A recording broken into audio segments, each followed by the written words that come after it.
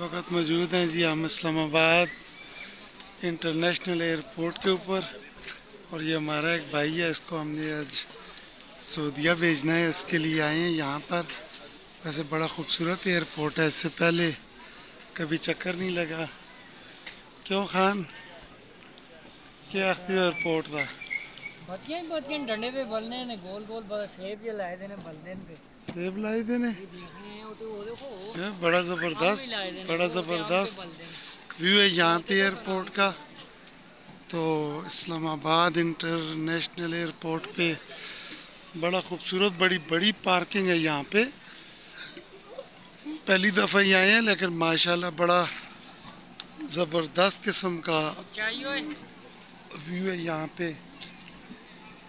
तो ये आज हमारा एक भाई है यासर, इसे हम सऊदीया भेज रहे हैं। तो क्यों खान तो चलें, इंशाल्लाह फिर मिलेंगे किसी अगली वीडियो में। अल्लाह हाफिज़।